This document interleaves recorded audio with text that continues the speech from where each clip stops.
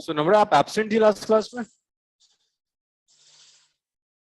Yes sir, but मैंने recording देख नम्रा, ली। आपने देख लिया था, ओके। सो लास्ट क्लास तक हमने ये नॉन यूनिफॉर्मली एक्सेलरेटेड मोशन तक डिस्कस कर लिया था। मुझे थोड़ा थोड़ा सा याद करा दो, दिला दो जरा। Yashika, what is non uniform motion? Non uniform circular motion क्या मतलब है? नॉन यूनिफॉर्म सर्कुलर मोशन का जो एक्सीलरेटेड मोशन एक्सेलरेशन तो यूनिफॉर्म सर्कुलर मोशन में भी था। नॉन यूनिफॉर्म सर्कुलर मोशन में क्या खास था? अच्छा चलो यूनिफॉर्म से स्टार्ट करते हैं, फिर आते हैं नॉन यूनिफॉर्म पे। तो दिविन बताएगा। दिविन, यूनिफॉर्म सर्कुलर मोशन क्या होता है? सर जो सर कांस्टेंट स्पीड से चल रहा हो। कांस्टेंट स्पीड से, वेरी गुड। कितने टाइप के एक्सेलरेशंस होते हैं uniform circular motion? Types of accelerations, Divin. Sir दो। कौन कौन से? सर सेंट्रीपिटल और एंगुलर। नहीं यार, सर सेंट्रीपिटल सर एक ही होता है सर, सेंट्रीपिटल एक ही होता है, सेंट्रीपिटल है ना। नॉन यूनिफॉर्म सर्कुलर मोशन क्या था? अब बताओ यशिका, अब याद आया होगा। नॉन यूनिफॉर्म क्या होता है? फिर जिसमें कांस्टेंट एक्सेलरेशन हो। नहीं, अब भी याद नहीं आया। नम्रा, आप याद दिलाइए, क्या होता है non uniform circular motion? Sir speed vary करती है, हम डिफरेंशिएट करते हैं। स्पीड वेरी करती है ना, स्पीड वेरिएबल होगी। क्या क्या वेरी करता है नॉन यूनिफॉर्म सर्कुलर मोशन में? दिव्यांशु बताएगा। Divyanshu, non uniform circular motion में कौन कौन सी क्वांटिटीज वेरी करती हैं? सर एंगुलर एक्सेलरेशन और टेंजेंशियल एक्सेलरेशन। वेरी क्या क्या करता है? देखो, ये लिखा था मैंने आपको, लिखकर दिखाया था कि 4 पैरामीटर्स होते हैं। सर टेंजेंशियल एक्सेलरेशन करेगा चेंज, एंगुलर वेलोसिटी का मैग्नीट्यूड चेंज करता है। एंगुलर वेलोसिटी के मैग्नीट्यूड में चेंज होने की वजह से जो एक्सेलरेशन आएगा, that's angular acceleration. Direction of angular velocity constant अच्छा रहता है, तो यहाँ सर कोई वैसे आप एक्सेलरेशन पूछ नहीं रहे होगा। हो। लीनियर वेलोसिटी का मैग्नीट्यूड चेंज होगा, so we have tangential acceleration. Linear velocity का डायरेक्शन चेंज होता है, so we have centripetal acceleration. 3 accelerations थे। टेंजेंशियल एक्सेलरेशन हमने डिफाइन किया था, it's rate of change of magnitude of linear velocity d over dt ऑफ mod of v। mod of v is magnitude of linear velocity. फिर हमने angular और linear acceleration में relation भी निकाला था, टेंजेंशियल एक्सेलरेशन और एंगुलर कि tangential is angular acceleration multiplied by the radius of arc. और मैंने ये भी कहा था, जो 3 एक्सेलरेशंस दिख रहे हैं ना आपको नॉन यूनिफॉर्म में, like centripetal, angular and tangential, इन 3 एक्सेलरेशंस में से 2 एक्सेलरेशंस इंटरकनेक्टेड है। कौन से 2 एक्सेलरेशंस इंटरकनेक्टेड है अनवी? आउट ऑफ दीज 3 एक्सेलरेशंस कौन से 2 एक्सेलरेशंस इंटरकनेक्टेड है अनवी? Sir, angular and tangential. Angular and tangential. So we have 3 accelerations: tangential, angular and centripetal, but only 2 are independent. So you can say centripetal and tangential are independent. Angular or tangential independent नहीं है, that depends upon each other. तो इसलिए मैंने लिखा था it have 2 independent accelerations. So ये हम discuss कर चुके थे। इसके बाद एक लास्ट है इसमें, total acceleration.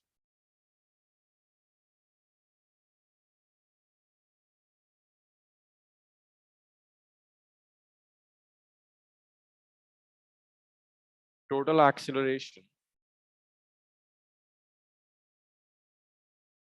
in non-uniform circular motion.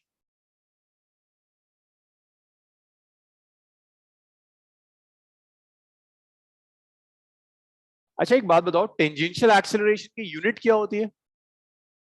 यश, ये उन्हीं बताएगा। उन्हीं यूनिट ऑफ टेंजेंशियल एक्सेलरेशन क्या होगी? Sir metre per second. Centripetal acceleration की यूनिट उन्हीं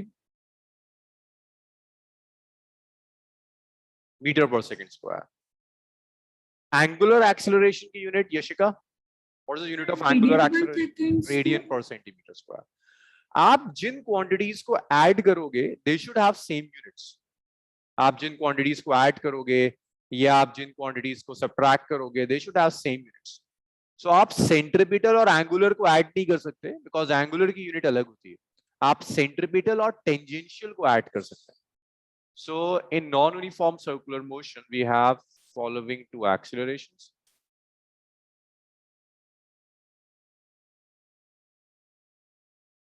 So this is the radius of the path. एक centripetal acceleration होगा. क्या डायरेक्शन होता है उन्हीं सेंट्रीपिटल एक्सेलरेशन का? Sir, towards the center. Along the radius towards the center. And tangential acceleration is tangential to the circular path. जो total acceleration होगा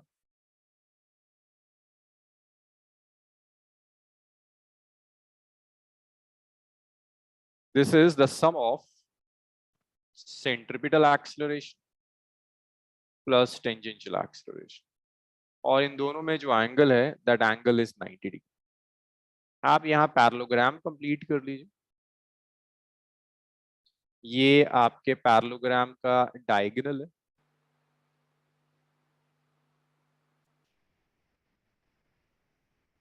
ये डायगोनल आपको टोटल एक्सेलरेशन देगा. तो आप लिख सकते हो कि यहाँ जो टोटल एक्सेलरेशन होगा it's root over its square of centripetal acceleration plus square of tangential acceleration. Parallelogram law apply किया. You have two vectors which are perpendicular so it's root over AC square plus AD square. अब angle देखिए. This angle is beta. आप यहां से tan beta calculate कर सकते हैं. tan beta होता है परपेंडिकुलर अपॉन बेस. तो आप यहां से tan बीटा कैलकुलेट करोगे which is perpendicular AC base which is AD. So that's tan beta which is AC by AD now. So ये आपका नॉन यूनिफॉर्म सर्कुलर मोशन. 3 एक्सेलरेशंस हैं, 2 इंडिपेंडेंट हैं. टोटल एक्सेलरेशन के लिए सेंट्रीपिटल और टेंजेंशियल को आप ऐड करते हो. इतना लिखो फिर कुछ क्वेश्चंस करेंगे. एक तो प्रॉब्लम एनसीईआरटी ने ही दी हुई है, पहले उससे वर्कआउट करते हैं.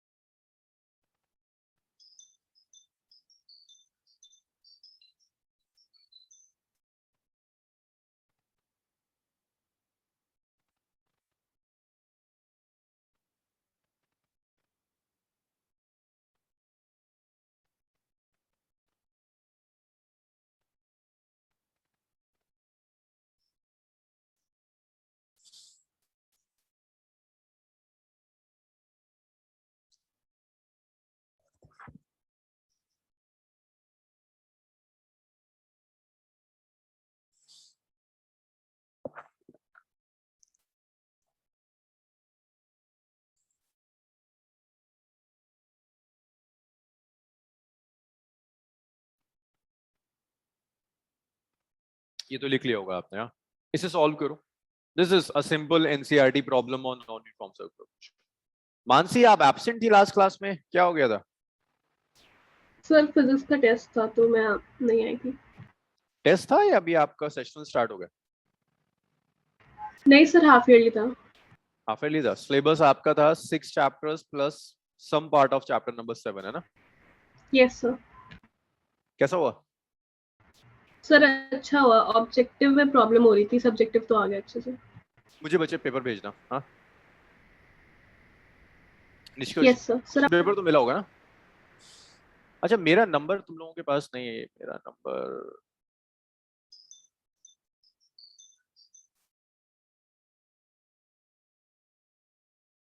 ट्रिपल 90926 नंबर लिख लीजिएगा. और बेटर होगा मुझे वो क्वेश्चंस लिखना जिसमें प्रॉब्लम थी. Yes sir. Sir generally work energy power में मुझे प्रॉब्लम हो रही थी. जितना आप कर चुकी थी क्लास में, रेगुलर क्लास में, up to laws of motion, वहां तो इश्यूज नहीं है? No sir. मुझे भेजना प्लीज. अब इसका आंसर मुझे लिख दो प्लीज.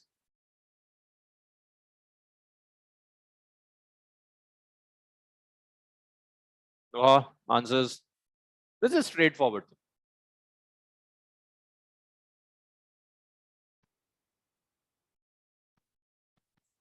क्वेश्चन लिखा आप लोगों ने?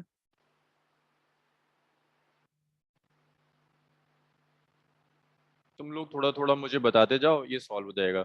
जैसे सबसे पहले मुझे नेहा नोहा बताएगी। नोहा, स्पीड गिवन है क्या? Yes, sir. कितनी गिवन है बच्चे? 27 kilometer per hour. 27 kilometre per hour. But ये तो एसआई नहीं है ना, एसआई यूनिट तो मीटर पर सेकंड है, कैसे कन्वर्ट करोगे मीटर पर सेकंड में? यस नोहा, मीटर पर सेकंड में कैसे कन्वर्ट करेंगे आप इसे? So we will multiply it by 5/18. Will multiply it by 5/80। 2 चला गया, 9 3 चला गया, it's 15/2, so that's 7.5 metre per second. ये भी आ गया। आपको गिवन एक सर्कुलर पाथ पे जा रहा है जिसका रेडियस है 80 मीटर। अच्छा, ये क्वेश्चन पढ़कर यशिका आप डिसाइड कर सकती हो whether this is uniform circular motion or this is non-uniform? Non uniform, कैसे आप डिसाइड कर रही हैं यशिका दिस इज क्योंकि non-uniform? सर उसकी स्पीड रिड्यूस हो रही है एवरी स्पीड चेंज हो रही है ना, जिस रेट से स्पीड चेंज होती है दैट इज टेंजेंशियल एक्सीलरेशन। सो ये जो आपको गिवन है ना यहाँ, दिस 0.5 मीटर पर second, this is basically 0.5 meter per second square. This is your tangential acceleration. अच्छा, टेंजेंशियल तो मैंने आपको गिवन ही था, सेंट्रीपिटल कैलकुलेट कैसे करेंगे? नोहा बताओ जरा, सेंट्रीपिटल कैलकुलेट कैसे करें?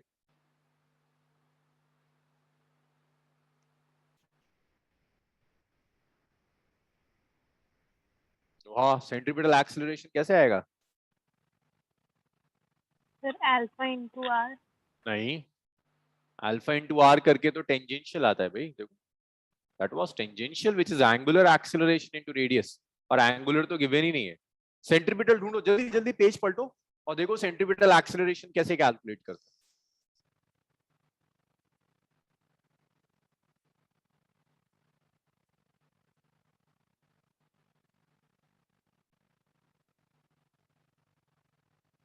हाँ जी बताएगा।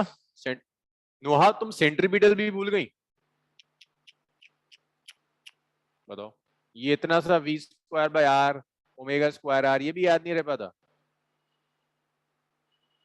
तुम लोगों ने बड़ा परेशान किया है। v square by are,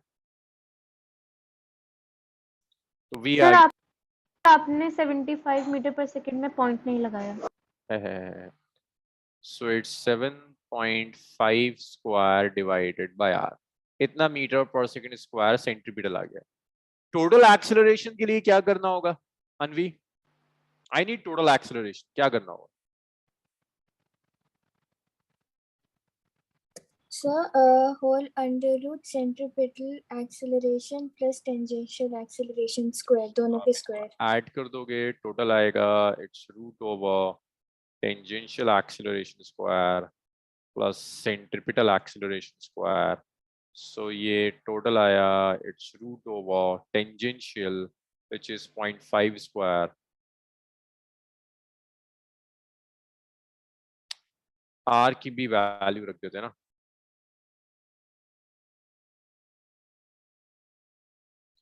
R is 80। so मैं इसको पूरा सॉल्व नहीं कर रहा, बाय 80 होल स्क्वायर। और अभी आपको एंगल भी, जब भी ये इस तरह के क्वेश्चंस आए आप बनाया करो, है ना, ताकि आपको पता हो एंगल किसके साथ चाहिए। This is centripetal, this is tangential,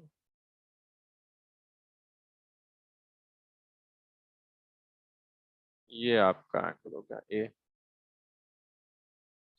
ये है बीटा है। tan बीटा मैंने कैलकुलेट किया था AC/80, फिर आप यहां से tan बीटा ले सकते हो।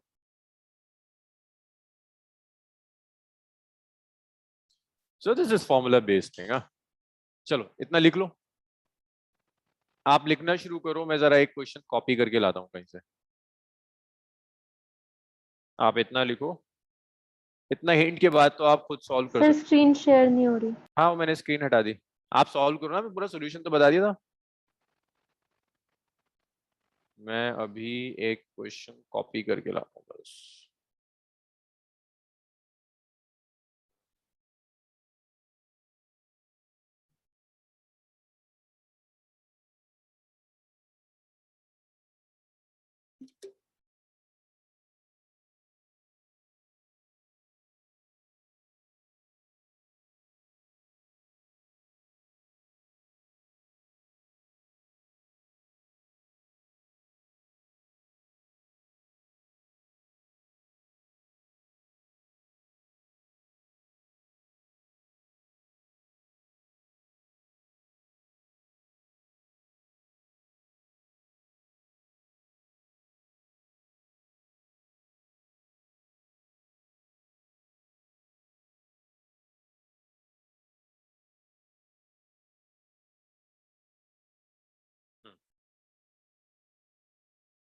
अब जो लोग लिख चुके हैं ये क्वेश्चन लिखा हुआ है, इसे लिखिए और इसे सॉल्व करके मुझे इसके आंसर्स भेजते जाइए प्लीज।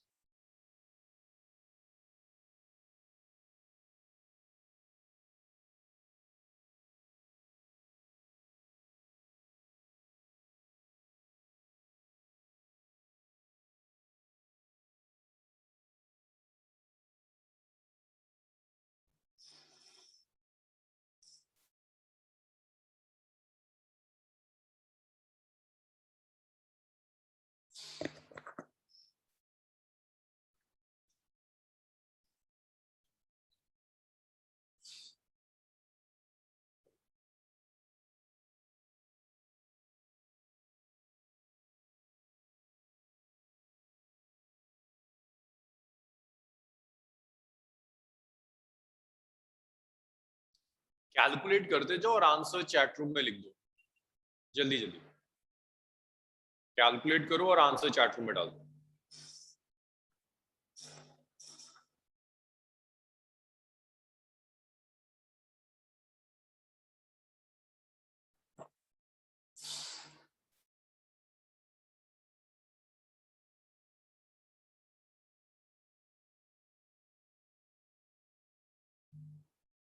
गुड नंबरा, फर्स्ट पार्ट सही है। और किसी का फर्स्ट पार्ट सिर्फ एक नंबरा का आंसर है? नोहा का सही है।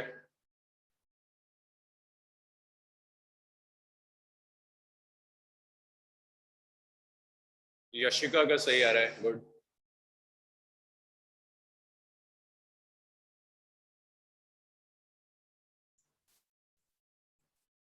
और आंसर्स? अनवी, उनीब, दिव्यांशु, दिविन कहाँ गए भाई? उनीब का सही है। दिव्यांशु कहाँ गया? सर टाइप कर रहा हूँ मैं आंसर। अच्छा, नोहा का सेकंड पार्ट भी सही है। सो नोहा फाइनली आप ट्रैक पर आ गई ना इस बैच में भी, चलो गुड। अनवी फर्स्ट पार्ट ठीक है। दिव्यांशु फर्स्ट पार्ट गलत है, क्या कर रहा है यार, मतलब वी स्क्वायर लिख रहा है, मैं वी पूछ रहा हूँ। सर वो रूट रह गया लगा। अच्छा, रूट लगा देता ना उसे। दिविन आंसर क्या है?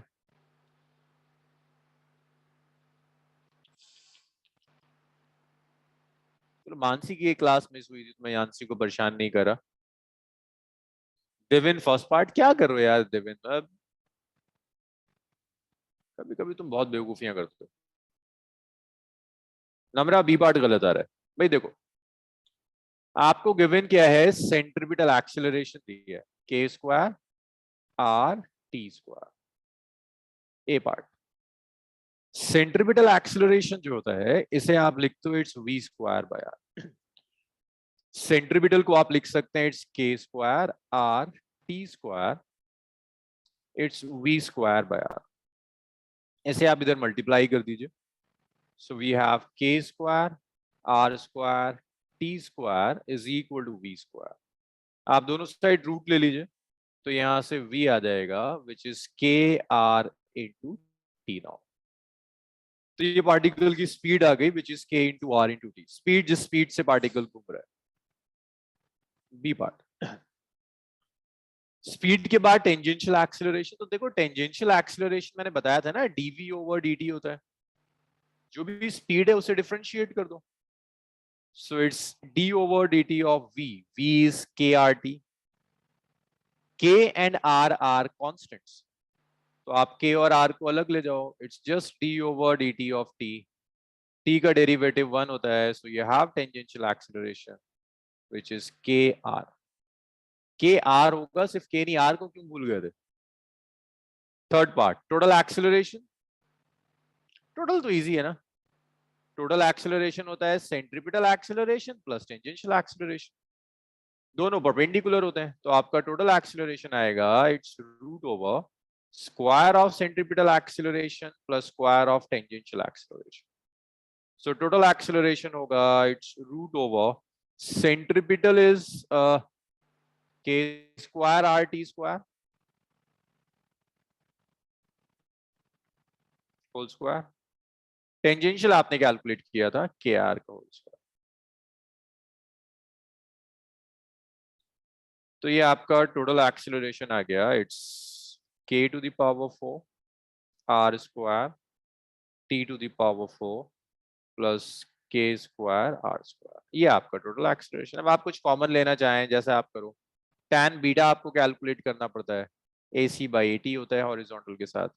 बट जब आप tan बीटा कैलकुलेट करो ना तो हमेशा मेंशन कर दिया करो बीटा है किसके साथ, हॉरिजॉन्टल के साथ है कि वर्टिकल के साथ है. This is tangential. ये आपने कंप्लीट किया. उन्हीं आज तुम अच्छा कर रहे हो.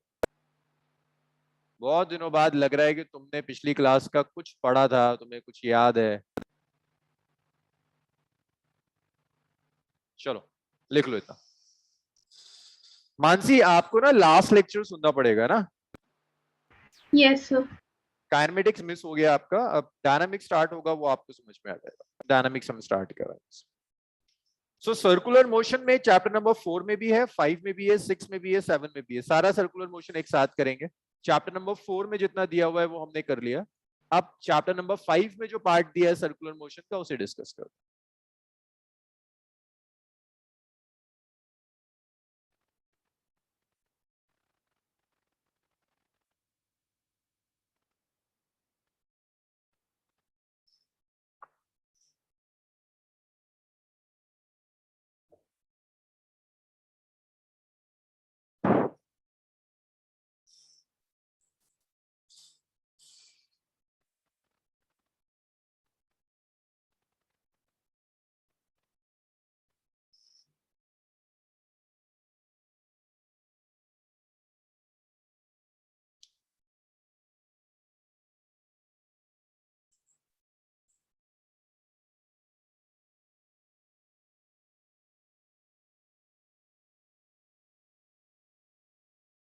ये तो लिख लिया होगा ना.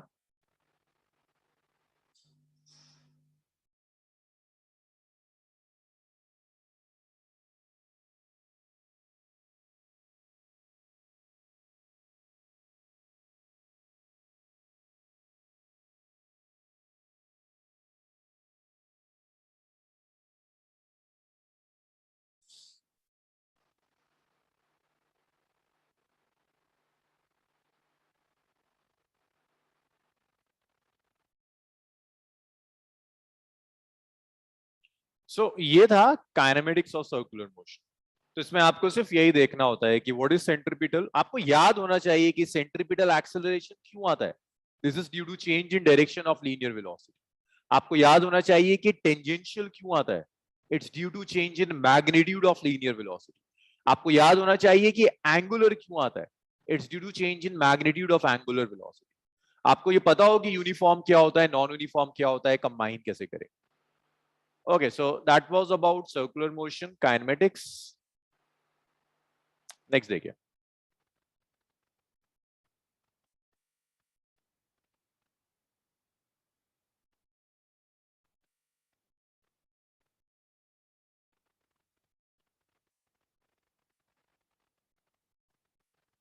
अच्छा, डायनामिक्स का क्या मतलब होता है नम्रा? हाँ जी नम्रा, डायनामिक्स का क्या मतलब. अगर मैं कह रहा हूँ डायनामिक्स ऑफ सर्कुलर मोशंस का मतलब क्या है?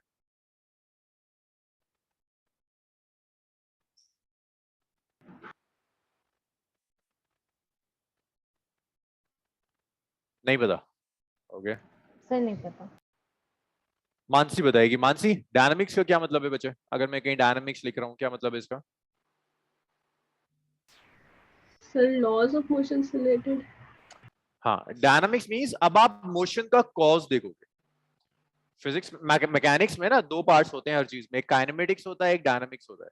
काइनेमेटिक्स में हम मोशन स्टडी करते हैं, बॉडी घूम रही है, centripetal acceleration, tangential acceleration study कर लिया आप। अब ये क्यों रिवॉल्व कर रही है? सेंटीपिटल एक्सेलरेशन आएगा कहां से? फोर्स क्या होगी वो आप डायनामिक्स में स्टडी करेंगे, बेसिकली कॉज ऑफ मोशन। तो यहाँ कॉज ऑफ मोशन हमेशा से फोर्स होती है। अगर एक बॉडी सर्कुलर ट्रैक पर है तो उसे सेंट्रीपिटल एक्सेलरेशन चाहिए, और हमेशा एक्सेलरेशन देने के लिए आपको फोर्स चाहिए, and that is known as centripetal force. So dynamics of circular motion starts with the concept of centripetal force. It starts with the concept of centripetal force.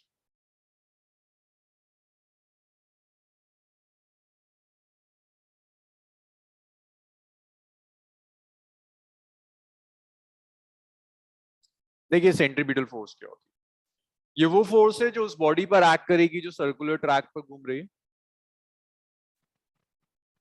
और ये वो फोर्स है जो सेंट्रीपिटल एक्सेलरेशन प्रोवाइड करेगी. Force required by body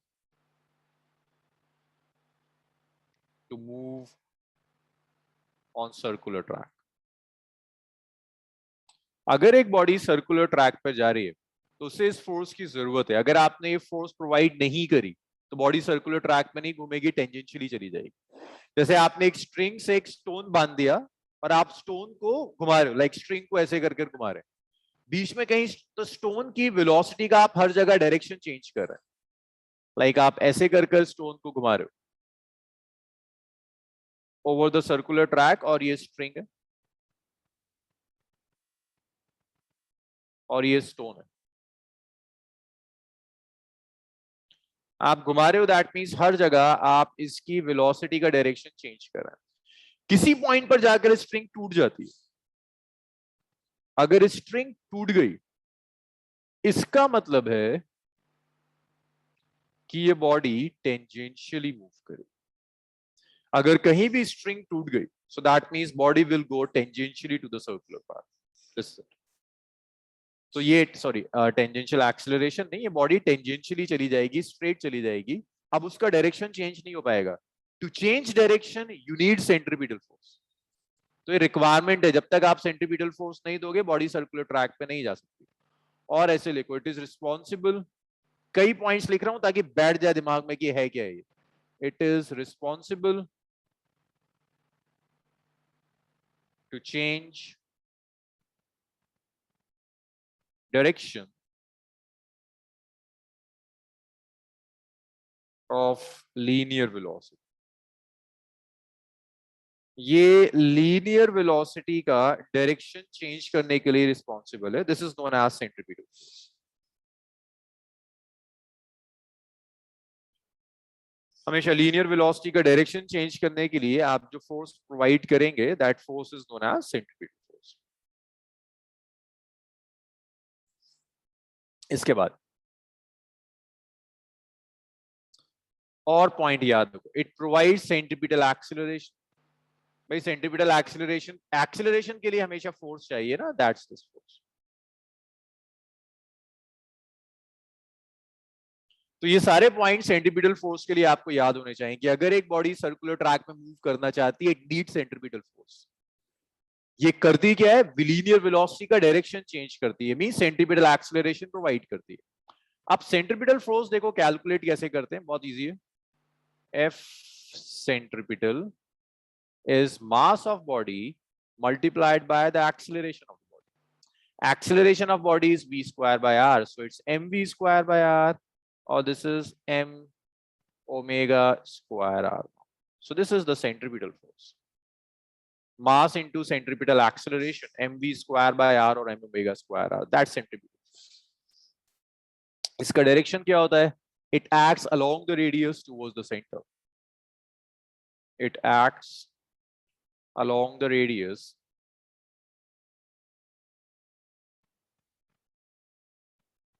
towards the center.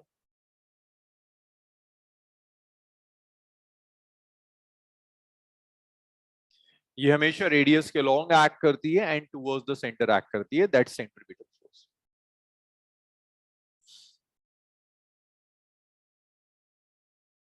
सो अगर ये circular path है और इस सर्कुलर पाथ पर आप किसी बॉडी को घुमा रहे हो, so this body require a centripetal force. अगर ये ऐसे जा रहा है, it require a centripetal force. If mass of the body is m, velocity is v, radius of the path is r, so this need a centripetal force. ये requirement है. अब ये रिक्वायरमेंट कोई तो फुलफिल करेगा ना. अलग अलग केसेस में अलग अलग फोर्सेस ये रिक्वायरमेंट फुलफिल करती हैं. जैसे अगर मैं आपको एग्जांपल दूं, ये और लिख लो, external forces provide centripetal force. External forces होंगी जो सेंट्रीपिटल फोर्स प्रोवाइड करेंगे. एग्जांपल्स देंगे, जैसे अगर प्लैनेट्स रिवॉल्व कर रहे हैं अराउंड द सन, तो प्लैनेट्स को रिवॉल्व करने के लिए planets need centripetal force, and that centripetal force is provided by the gravitational force. So for motion of planets around sun, centripetal force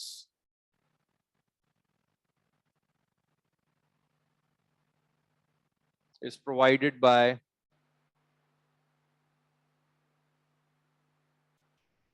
gravitational force.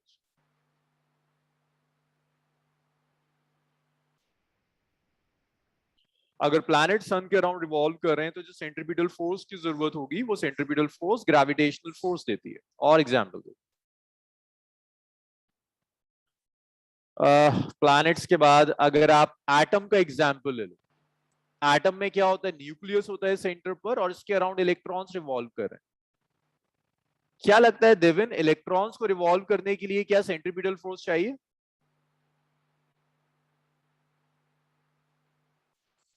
Devin,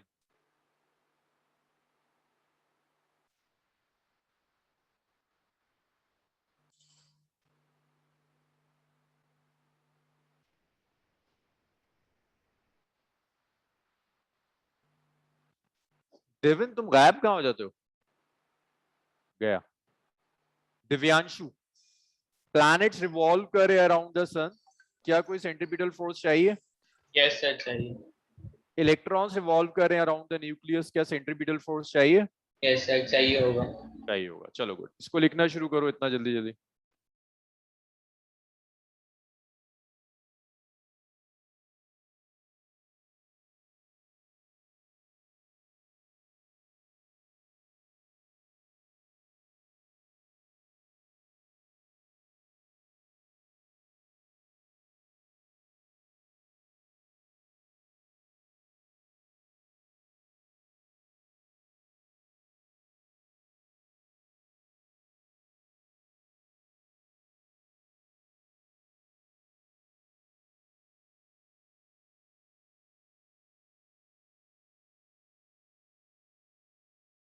sir हो गया, थोड़ा scroll down.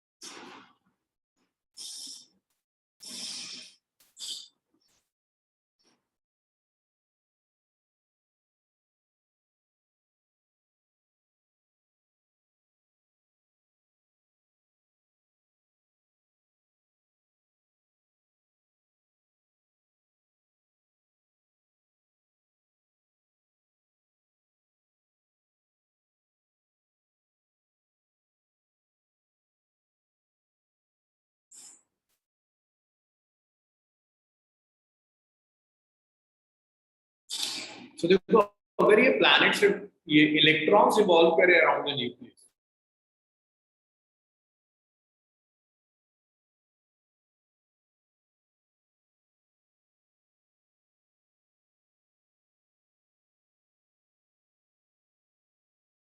electrons revolving around nucleus. So revolving electrons को भी centripetal force चाहिए, तो बता सकते हैं कौन सी फोर्स या सेंट्रीपिटल फोर्स दे सकती है? प्लैनेट्स की तो ग्रेविटेशनल फोर्स को सेंट्रीपिटल फोर्स दिया, या कौन सी फोर्स को भी सेंट्रीपिटल फोर्स देगी? सर वॉइस थोड़ी साफ नहीं आ रही।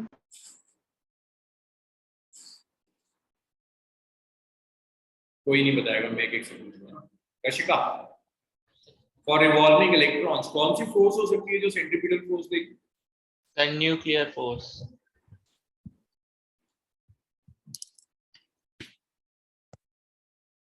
यशिका एक बार और रिपीट कीजिए प्लीज।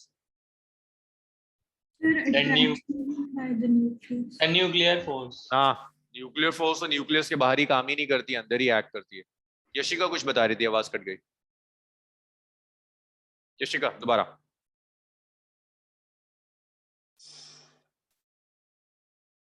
सर रिपीट करेंगे, आपने पूछा क्या? मैंने कहा इलेक्ट्रॉन्स न्यूक्लियस के अराउंड रिवॉल्व कर रहे हैं, रिवॉल्विंग इलेक्ट्रॉन्स को सेंट्रीपिटल फोर्स चाहिए। कौन सी फोर्स है जो सेंट्रीपिटल फोर्स देगी? प्लैनेट्स के केस में तो ग्रेविटेशनल फोर्स दे रही थी, इलेक्ट्रॉन को कौन सी फोर्स है जो सेंट्रीपिटल फोर्स दे रही हो? अनवी,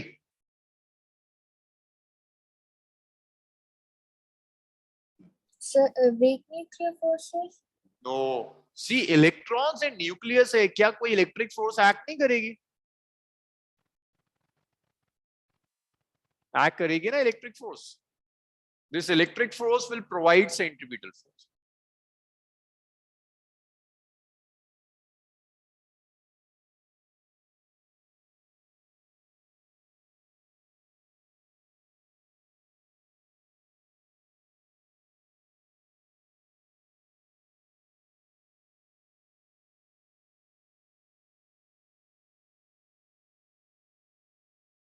इलेक्ट्रॉन और न्यूक्लियस के बीच में जो इलेक्ट्रिक फोर्स होगी ना, नेगेटिव पॉजिटिव चार्ज वाली, that force will provide centripetal force.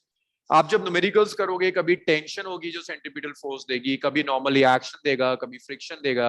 आपको डिसाइड करना है कि एग्जैक्टली कौन है जो सेंट्रीपिटल फोर्स दे रहा है।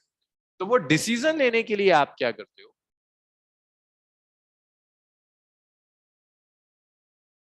आप ऐसे देखो, जो भी force along the radius towards the centre act कर रही है, that will provide centimeter force. Force acting along the radius towards the center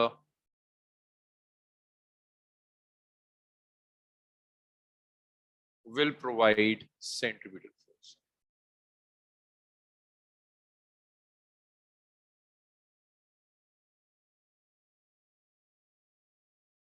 So जो भी force along the radius towards the center act करेगी, that force will provide centripetal force. So कभी gravitational force है जो centripetal force देगी, कभी electric force है जो centripetal force देगी। तो जो भी force along the radius towards the center act कर रही है, that will be providing centripetal force.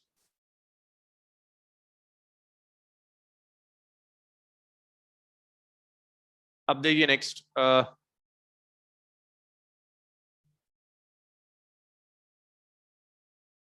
एक चीज और याद रखिएगा, ये नोट याद रखना, जितने भी क्वेश्चंस आएंगे ना आपके पास सर्कुलर मोशंस में, उसमें बेस्ट होता है कि सारी फोर्सेस को आप along the radius toward the centre resolve करो।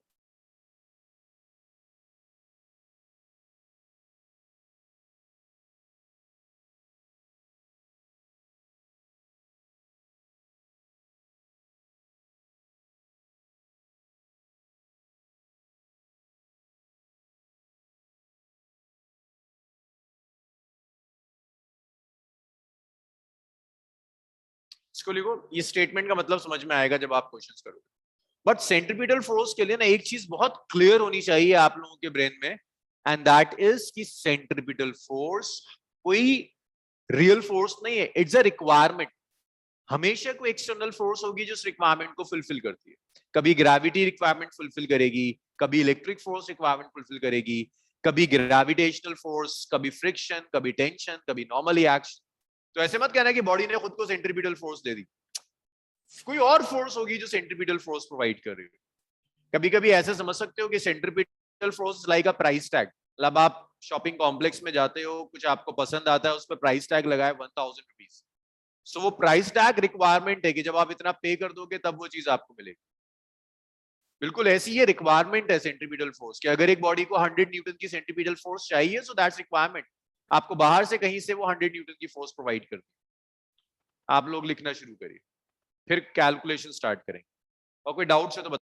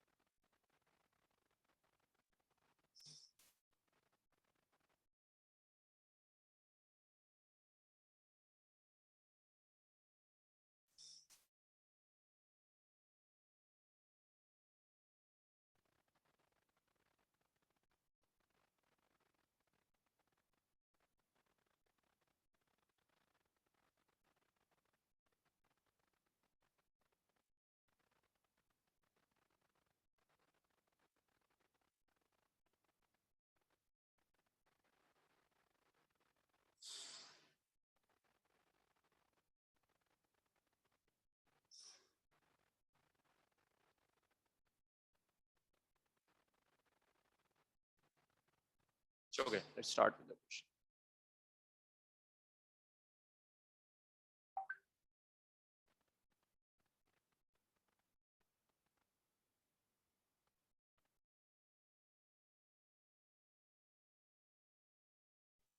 So यहाँ तक क्लियर है सेंट्रीपिटल फोर्स तक?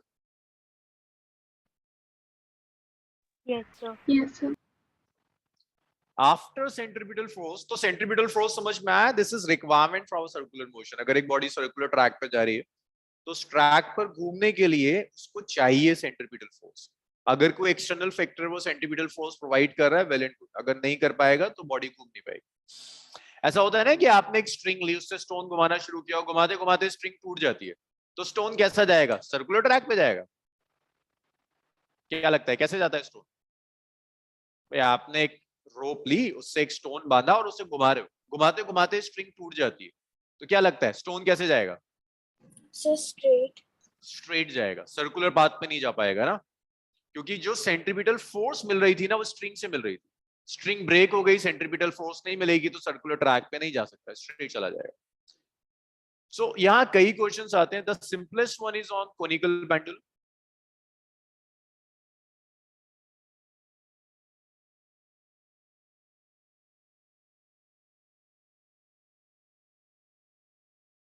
इसे मोशन इन हॉरिजॉन्टल सर्कल भी कहते हैं।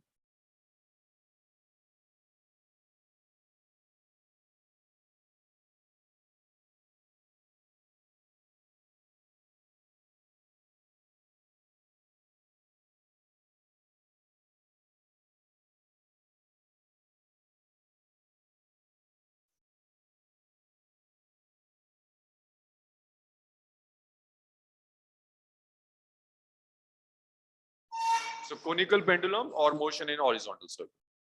So देखिए,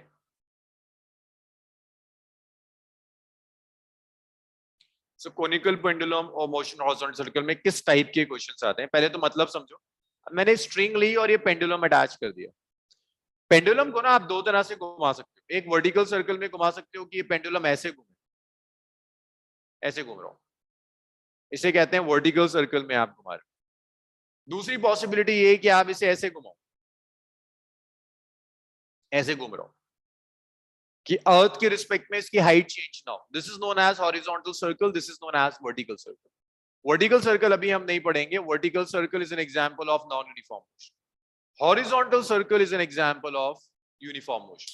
तो मैं आपको एक छोटा सा एनिमेशन भी दिखा रहा हूं क्योंकि हॉरिजॉन्टल सर्कल पे बहुत बहुत क्वेश्चंस है, बहुत क्वेश्चंस हैं जो हॉरिजॉन्टल सर्कल पर आते हैं। तो पहले आप समझ लो कि हॉरिजॉन्टल सर्कल का मतलब क्या है।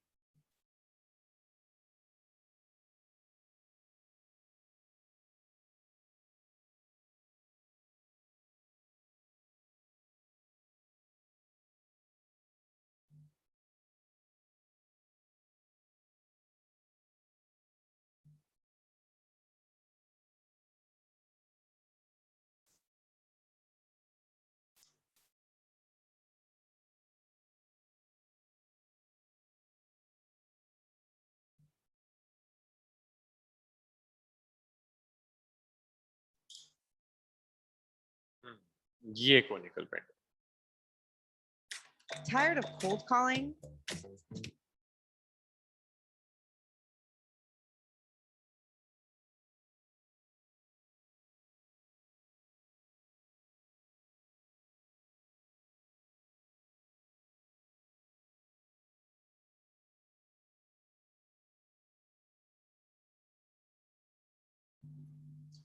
देखिए, ये है horizontal circle, this is motion in horizontal circle. आप ऐसे घुमा रहे हो तो हॉरिजॉन्टल सर्कल में अगर आप देखोगे तो अर्थ के रिस्पेक्ट में हाइट चेंज नहीं होती, अर्थ के रिस्पेक्ट में हाइट हमेशा कांस्टेंट है। This is an example of motion in horizontal circle. Height with respect to earth is always constant, कोई हाइट चेंज नहीं।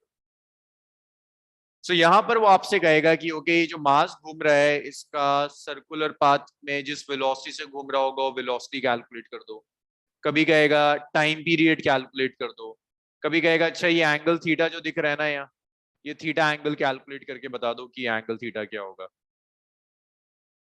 So this is an example of horizontal circle. तो यही प्रॉब्लम मुझे solve कर। अब इसमें आपको सबसे पहले ढूंढना है कि सर्कल का सेंटर कहां पर है। बताओगे मुझे सर्कल का सेंटर कहां पर है? ये है बस, ये वाला सर्कल का सेंटर है ऊपर, या ये नीचे वाला सर्कल का सेंटर?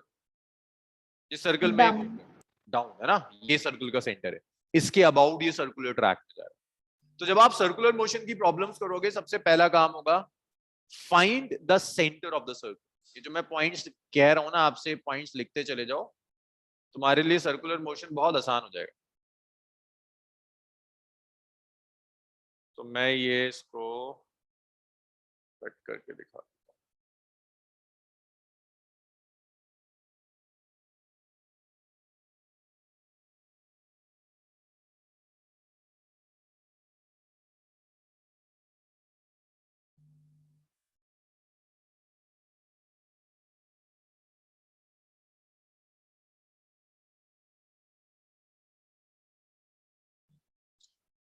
सो जब आप ये प्रॉब्लम सॉल्व करोगे ना सर्कुलर मोशन के लिए, तो सबसे पहला स्टेप आप किया करो फाइंड सेंटर ऑफ सर्कल, जो अपने आप में एक टास्क है, कभी कभी आप गड़बड़ भी कर दो। तो ये सर्कल का सेंटर है। अब आप, ये आपकी बॉडी है, मैं दोबारा ड्रॉ कर रहा हूँ, ये स्ट्रिंग है, ये लेंथ ऑफ द स्ट्रिंग है, ये रेडियस ऑफ द सर्कल होगा आर, और ये एंगल थीटा हो जाएगा। This is the radius of the circle, ये आर हो गया radius of the circle.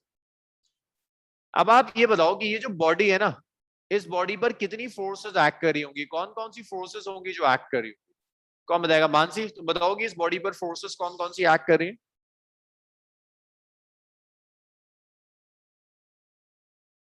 Sir gravity, wait है ना, यस वेट, वेट एक्ट कर रहा टेंशन, होगा, mg, और स्ट्रिंग है तो टेंशन एक्ट करेगी। और कोई फोर्स? No sir. इन्हीं फोर्सेस में से कोई फोर्स सेंट्रीपिटल फोर्स देगी, वो आपको डिसाइड करना है कौन सेंट्रीपिटल फोर्स दे रही है। तो मैंने आपसे कहा था कि सारी फोर्स नहीं, सारी फोर्सेस को रेडियस के अलोंग और रेडियस के परपेंडिकुलर रिजॉल्व करो। सो ये रेडियस है, ये आपका डायरेक्शन है along the radius. This is your direction which is along the radius.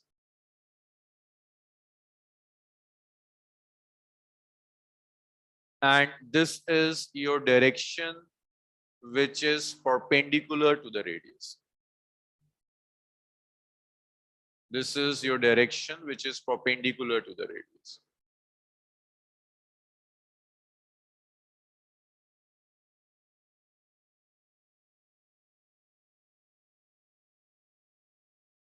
ये डायरेक्शन है परपेंडिकुलर टू द रेडियस। अब इन दोनों में से किसी एक डायरेक्शन के अलोंग आपकी फोर्सेस होनी चाहिए। मुझे बताओ ये वेट कहाँ एक्ट कर रहा है? सॉरी मैंने थोड़ा टेढ़ा बना दिया, बट वेट डाउनवर्ड्स ही है। वेट कहाँ एक्ट कर रहा है? Along the radius, perpendicular to the radius.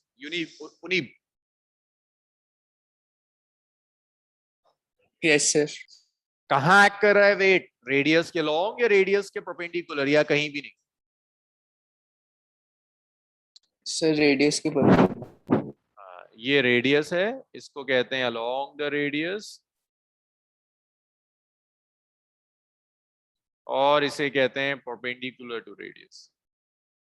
तो ये रेडियस के परपेंडिकुलर एक्ट कर रहा है। टेंशन कहाँ एक्ट कर रही है दिव्यांशु? रेडियस के अलोंग, रेडियस के परपेंडिकुलर या कहीं भी नहीं?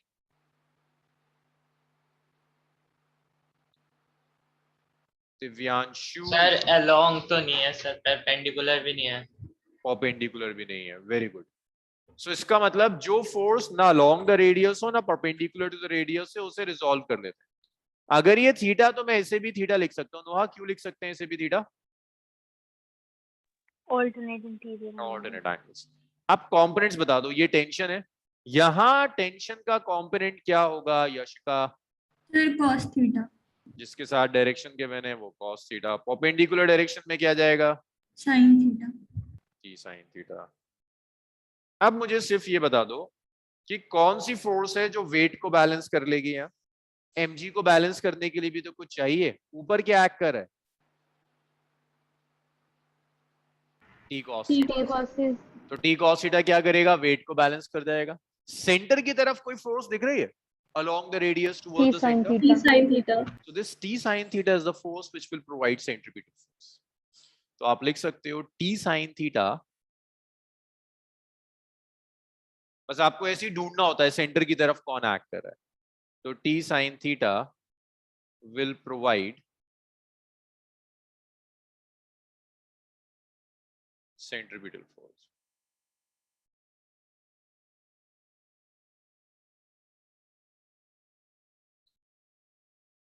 t cos theta will balance weight. तो आपको यहां पहुंचना होता है, इस इक्वेशन तक आना होता है कि t sin theta centripetal force के इक्वल है, और सेंट्रीपिटल फोर्स का एक्सप्रेशन आपको पता है mv²/r। First equation. t cos theta क्या कर रहा था नम्रा? नम्रा, t cos थीटा क्या कर रहा था? mg को बैलेंस कर रहा था, mg वेट को को। बैलेंस कर रहा था। ये सेकंड इक्वेशन। अब कोनिकल पेंडुलम या हॉरिजॉन्टल सर्कल में जो भी क्वेश्चन होगा उसके लिए इतनी इक्वेशन तो आप बनाओगे, फिर आगे डिपेंड करता है कि वो पूछ क्या रहा है। अगर वो tan थीटा पूछ रहा है तो दोनों को डिवाइड कर दो, वेलोसिटी पूछ रहा है डिवाइड करके मल्टीप्लाई कर दो, आप कई चीजें कर सकते हो। और एक चीज और याद रखना, कभी कभी ना रेडियस नहीं देता तो आप रेडियस ऐसे कैलकुलेट कर सकते हो। ये राइट एंगल ट्राइंगल दिख रहा है ये वाला, इस राइट एंगल ट्राइंगल में मुझे बता दो साइन थीटा कितना है। इस राइट एंगल ट्राइंगल में साइन थीटा कितना है? R by l, perpendicular upon hypotenuse. ये रेडियस है, ये हाइपोटेन्यूज है, तो आप यहां से आर लिख सकते हो एल साइन थीटा। तो ऐसा भी होता है कि रेडियस भी नहीं देता और वो आपसे कहता है अच्छा रेडियस निकालो, r is l sine theta. तो ये तीन इक्वेशंस हैं जिनको, इसको 1 कह देता हूं मैं, जिनको यूज कर कर आप बहुत कुछ कैलकुलेट कर सकते हो। सारे क्वेश्चंस इन तीन इक्वेशन से बनते हैं, हॉरिजॉन्टल सर्कल और कोनिकल पेंडुलम। आप इतना लिखना शुरू करो और प्लीज खुद करना, आप कॉपी पेस्ट मारोगे तो अगला नहीं होगा आपसे। और जहां अटकते जाओ मुझसे पूछते जाओ। हर स्टेप का रीजन होना चाहिए कि रिजॉल्व करा तो क्यों करा।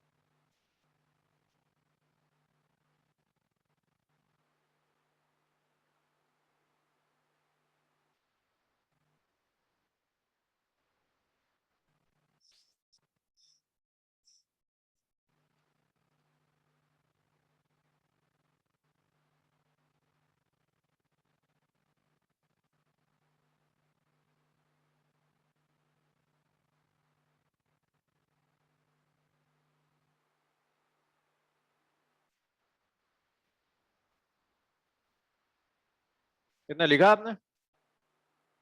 Yes sir.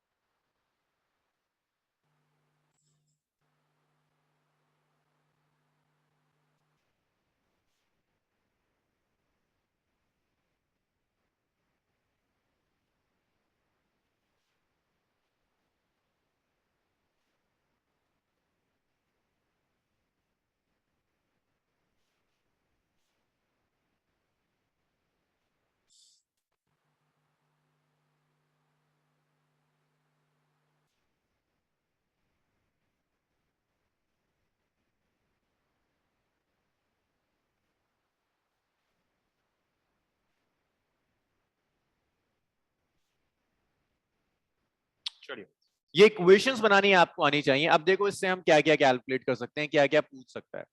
लेट्स से अगर वो क्वेश्चन में आपसे पूछता है tan थीटा, ठीक, मैं सिर्फ आपको ये बता रहा हूं कि क्वेश्चन के अकॉर्डिंग आप इन इक्वेशंस को मॉडिफाई कैसे करो। कहता है tan थीटा, तो डिवाइड कर दो 2 और 3 को, so you will get t sin theta over t cos theta is mv square by r by mg.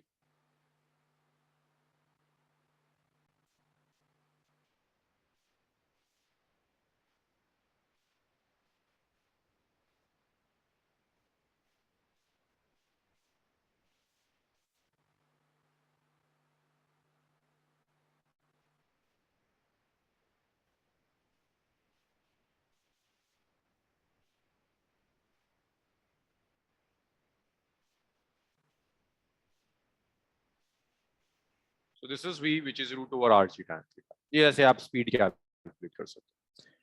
Speed के बाद वो आपसे और भी चीजें, तो ऐसे आपने v निकाल दिया, वो आपसे कह सकता है अच्छा टाइम पीरियड निकालो. टाइम पीरियड का मतलब है time taken to complete one revolution.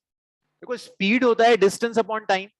मुझे बताओगे एक रेवोल्यूशन अगर इसने कंप्लीट किया तो डिस्टेंस कितना कवर किया होगा, रेडियस अगर आ रहा है, ये मुझे उन्हीं बता पाया देगा. पाया या 2 पाया? 2 पाया. Complete circle 2 pi r. Time लगा t, तो आप यहां से t लिख सकते हो, it's 2 pi r divided by v now. तो यहां से आपने v उठाया और v को ले जाकर आपने यहां सब्स्टिट्यूट कर दिया, तो आपका टाइम पीरियड आ गया it's 2 pi r divided by v. v is this under rg tan theta. Time period, so it's time, sorry, time period भी कैपिटल टी होता है और टेंशन भी कैपिटल टी, तो उसे टी लिख देते हैं, small T. It's time period. ऐसे बहुत सारी चीजें आपसे कैलकुलेट करवा सकता है. जो भी कैलकुलेट करवाएगा वो है खेल इन्हीं 3 इक्वेशंस का, इसके अलावा और कुछ यूज नहीं होगा, सिर्फ यही 3 इक्वेशंस यूज होंगी. लिखिए इतना, मैं आपको क्वेश्चंस देता हूं एग्जैक्टली इस इक्वेशंस पर क्वेश्चंस कैसे कैसे.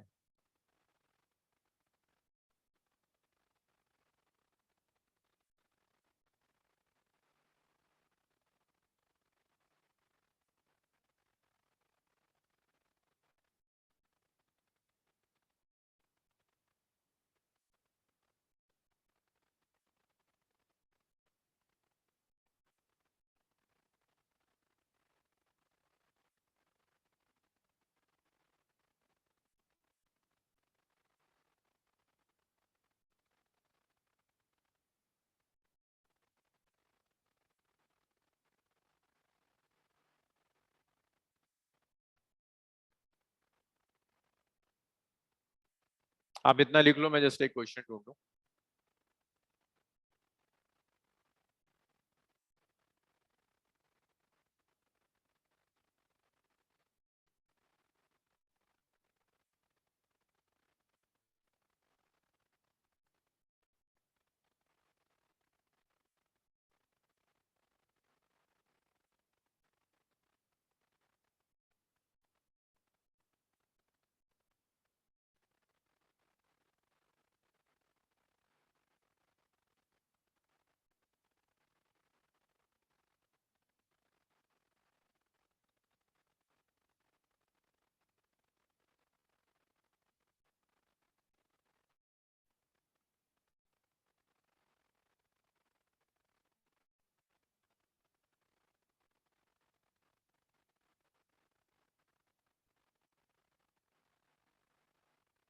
देखो जैसे एक ये क्वेश्चन दिया हुआ है,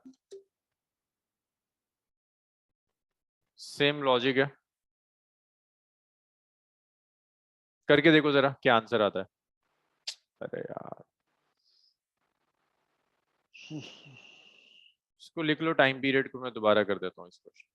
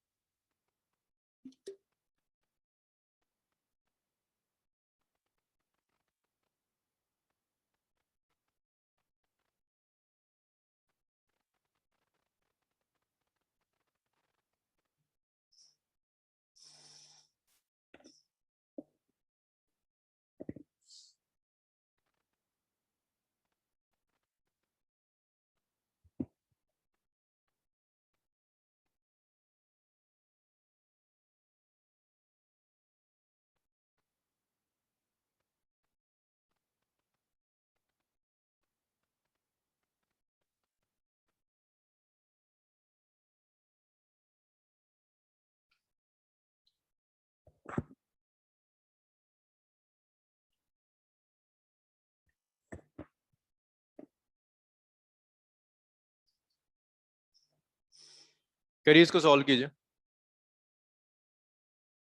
यही एग्जैक्ट जिस बॉल की बात कर रहा है वो यही बॉल है. जिस सर्कल में बात कर रहा है वो सर्कल का रेडियस है, एंगुलर स्पीड आपको कैलकुलेट करनी है. देखो सिर्फ इतना मॉडिफिकेशन होगा, सेंट्रीपिटल फोर्स को आप लिखते हो ना mv स्क्वायर बाय आर, इसकी जगह आप m ओमेगा स्क्वायर आर लिख सकते हैं। करिए इतना।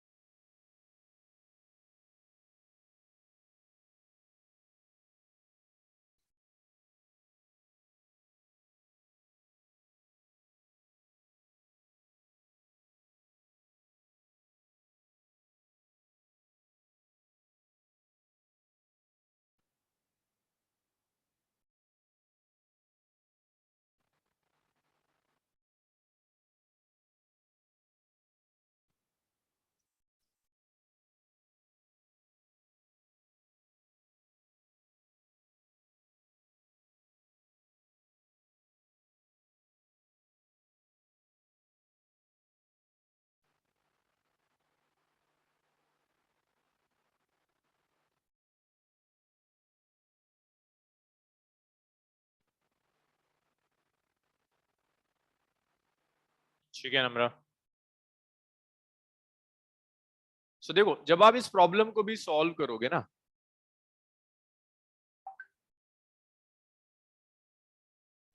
तो नंबर ऑफ स्टेप्स वही होंगे आपके पास। आप लिखोगे वही वही कैंसिल चीजें, T sine theta is m omega square r. आप लिखोगे टी कॉस थीटा mg को बैलेंस कर रहा है, बस mv स्क्वायर बाय r की जगह आप m ओमेगा स्क्वायर यूज कर रहे हो।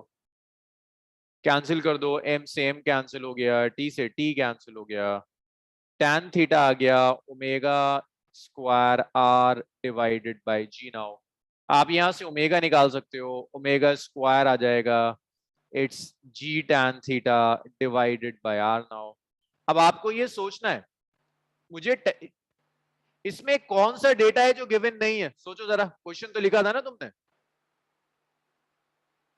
एक एक के चांसेस दिखे मुझे चैट रूम में। इतने बड़े बेवकूफ नहीं होगे कि तुम डेटा देखकर डिसाइड ना कर पाओ कि क्या गिवन नहीं है। डेटा देखो और देखो, बताओ मुझे क्या गिवन नहीं है ओमेगा कैलकुलेट करने के लिए। मानसी, उनीब, दिव्यांशु, लिखना शुरू करो जल्दी। चैट रूम में लिखकर बताओ इस ओमेगा को कैलकुलेट करने के लिए कौन सा डेटा नहीं है। क्वेश्चन नहीं लिखा तो लिखो, स्टेप्स लिखो और बताओ मुझे। एक नम्रा का आंसर आया जो सही है, उनीब का सही है, यशिका का सही है, अनवी का ठीक है, और दिव्यांशु, मानसी।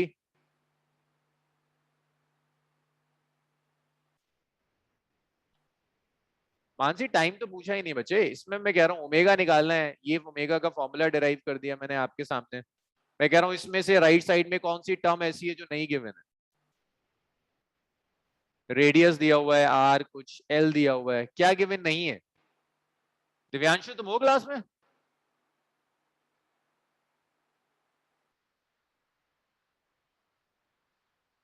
हाँ, tan थीटा गिवन नहीं है, ये थीटा है। मुझे tan थीटा निकाल के दिखाओ जल्दी से, चैट रूम में लिखो tan थीटा की वैल्यू क्या आ रही है। आई एम श्योर इतनी तो अकल होगी तुम में कि तुम्हें लेंथ दी हुई है, तुम्हें रेडियस दिया हुआ है, तुम मुझे tan थीटा कैलकुलेट करके बता दो tan थीटा कितना है। Mansi tan theta naught sin theta.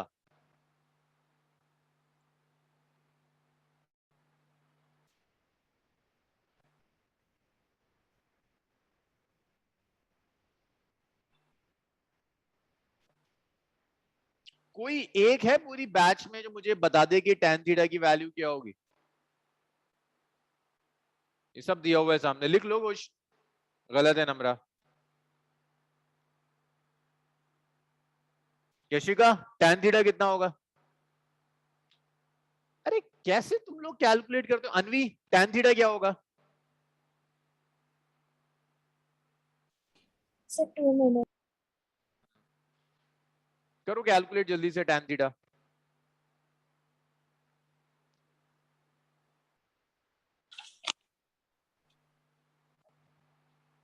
Sir root 675। कितना कितना कितना, दोबारा दोबारा। सर बेस आ जाएगा पाइथागोरस से रूट 675। हाँ भाई, तुम्हें पहले ये कैलकुलेट करना होगा ना बेस। देखो बच्चों की तरह पढ़ा हूं ना, ये इसको कहते हैं परपेंडिकुलर, इसे कहते हैं हाइपोटेन्यूज, इसे कहते हैं बेस।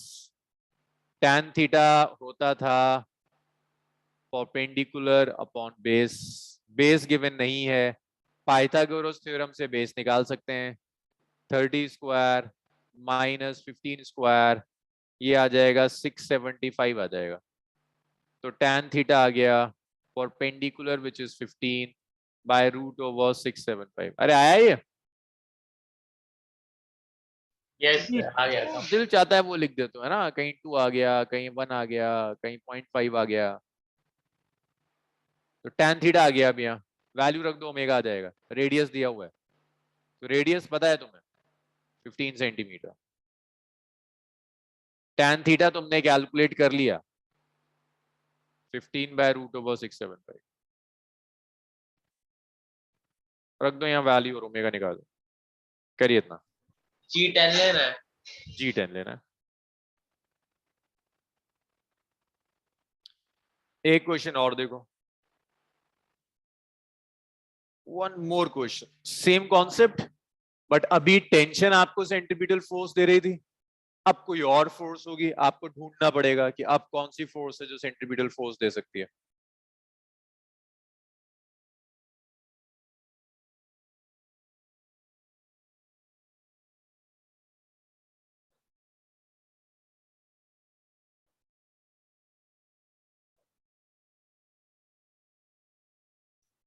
देखो जैसे ये सीखो एक और,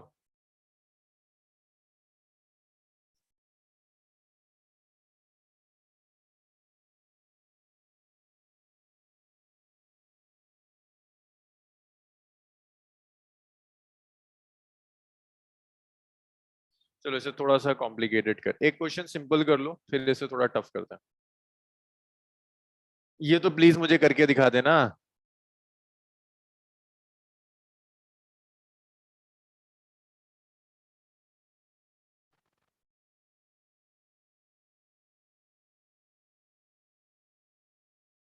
A car of mass m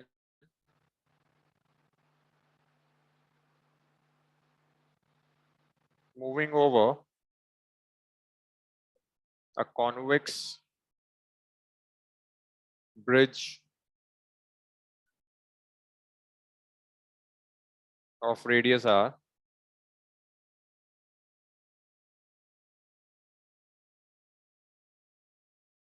find normally action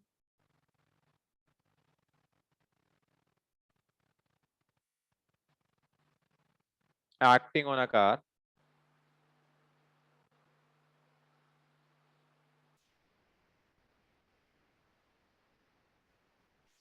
when it is at highest point of bridge.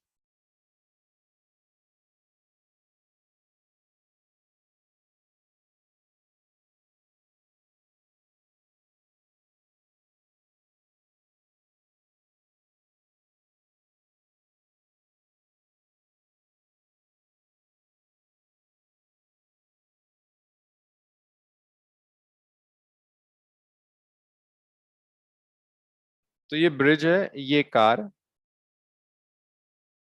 ये रेडियस है ब्रिज का, मतलब सर्कुलर ब्रिज है तो रेडियस भी होगा। वो आपसे यहां से बहुत सारी चीजें कैलकुलेट करवा रहा है। तो देखो normally action, so this is the centre of the circle. Car पर क्या क्या फोर्सेस एक्ट कर रही होंगी? दिव्यांशु बताओ जरा, कौन कौन सी फोर्सेस जो कार पर एक्ट कर रहे हैं? Sir weight. कहाँ एक्ट करेगा? डायरेक्शन के साथ बताया करो हमेशा। Sir weight downwards. और कौन सी फोर्स है जो एक्ट कर रही है? The normal reaction upwards. Centre की तरफ क्या एक्ट कर रहा है? Sir centripetal force. अबे सेंट्रीपिटल फोर्स कौन देगा? वेट। सिर्फ वेट या weight minus n, mg minus n? Net force towards the centre बताओ कितनी है?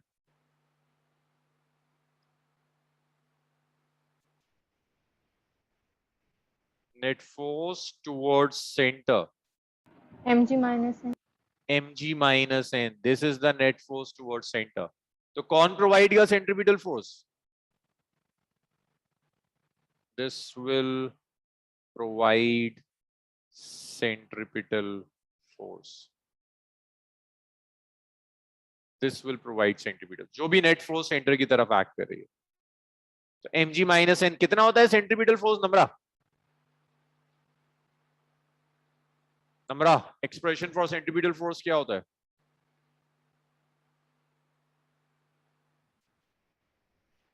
नोहा, expression for अच्छा नोहा का कैंसिल हो गया. उनीब, सेंट्रीपिटल फोर्स का एक्सप्रेशन क्या होता है? Sir mass into centripetal. और वो सेंट्रीपिटल एक्सेलरेशन कितना होता है? उनीब, मतलब आप लोगों को इतने छोटे छोटे रिलेशन को आप इतनी बार यूज कर लेते हैं फिर भी याद नहीं रहता. क्या था? mv स्क्वायर बाय r है ना सर? v square bye. तो यहां से आपको निकालना है n. तो आप इसको ऐसे लिख दो, mg minus n is mv square by r. आप यहां से n ले सकते हो, it's mg minus mv square divided bye r. लिख लीजिए.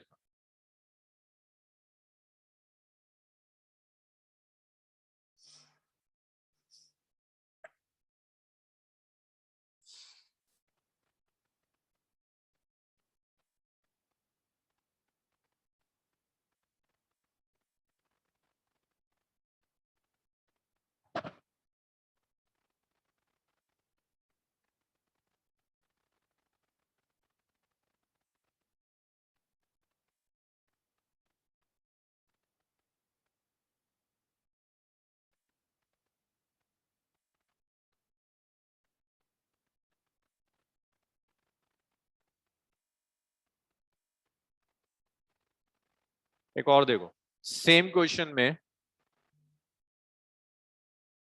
फिर सेम क्वेश्चन है, नॉर्मली एक्शन ही कैलकुलेट करना है. ब्रिज को थोड़ा सा चेंज कर दिया, ऐसे कर दिया. लिखो जरा नॉर्मली एक्शन कितना होगा. मैंने ब्रिज चेंज कर दिया, ब्रिज ऐसे.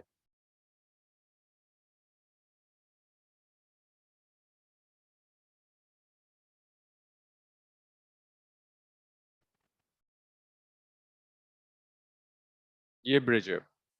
बताओ जल्दी से, नॉर्मली एक्शन लिखो और बताओ क्या रिजल्ट आ रहा है.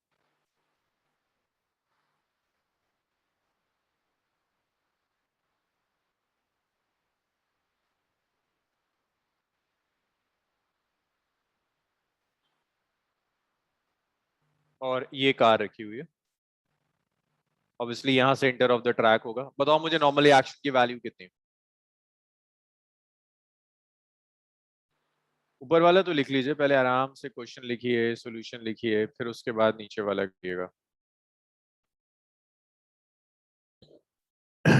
मतलब इन सब क्वेश्चंस का सिर्फ एक ही मोटिव है कि आपके दिमाग में ये बैठ जाए कि सेंट्रीपिटल फोर्स हमेशा एक्सटर्नल फोर्स देती है और वो external force net force towards the centre होती है. कभी फ्रिक्शन होगी, कभी टेंशन होगी, कभी नॉर्मली एक्शन, कभी वेट, कभी सबका कॉम्बिनेशन.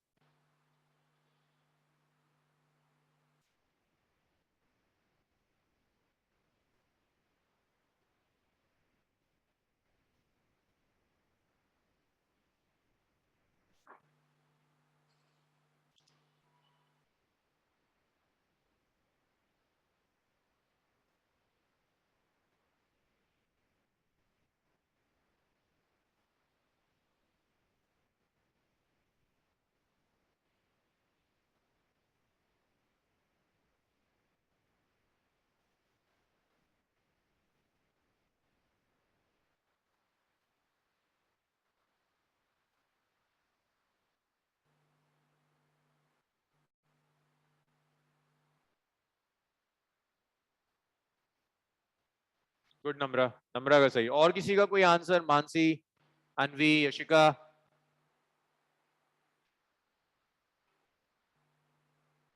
वेरी गुड अनवी, गुड. यशिका का भी सही है. नोहा, अगर ये लिख लिया तो नेक्स्ट क्वेश्चन करिए.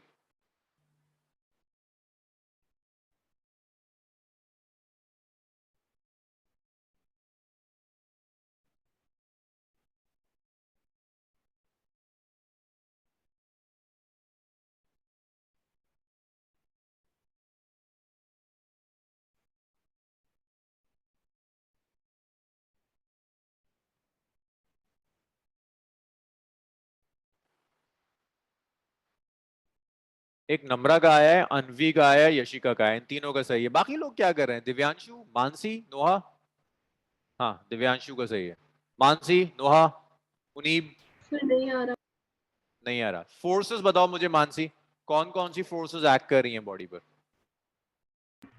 सर एमजी और टेंशन। डायरेक्शन, हमेशा डायरेक्शन के साथ, मुझे हमेशा डायरेक्शन के साथ फोर्सेस बताया करो। किस डायरेक्शन में एक्ट कर रही है फोर्स? वेट कहाँ एक्ट करता है? डाउनवर्ड्स। डाउनवर्ड्स। डाउनवर्ड्स। और क्या एक्ट करेगा?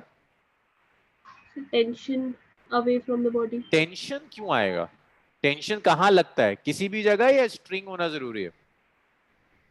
यस, स्ट्रिंग होना जरूरी है। यहाँ कोई स्ट्रिंग नहीं तो ब्रिज है। तो कांटेक्ट में क्या एक्ट करता है? टेंशन एक्ट करता है, नॉर्मली एक्शन एक्ट करता है?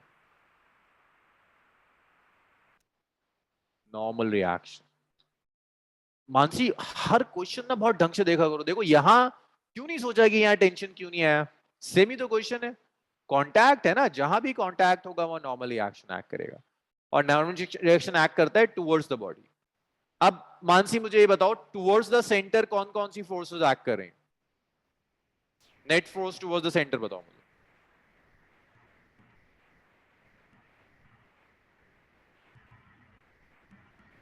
Sir n minus mg। Very good. तो यही जो फोर्स है, this will provide centripetal force.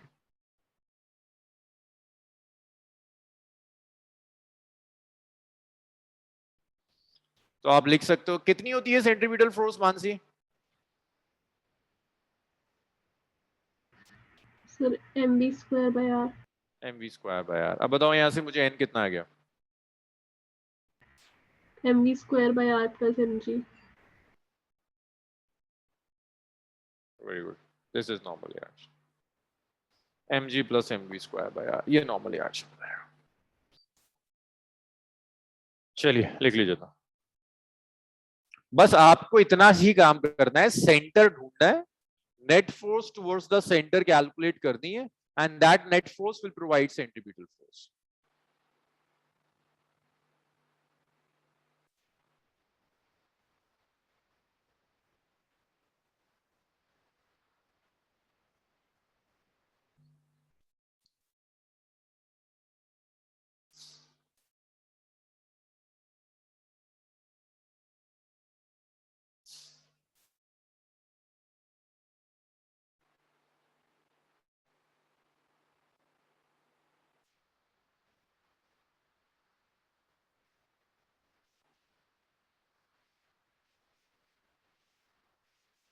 लिखा आप लोगों ने? अब मैं आप लोगों से इतना एक्सपेक्ट करूंगा जितना मैंने आज पढ़ाया है आपको। This is basics of dynamics of circular motion. ये आपको याद रहेगा नेक्स्ट क्लास तक के लिए, क्योंकि विदाउट दिस मैं आपको कुछ सिखा नहीं सकता।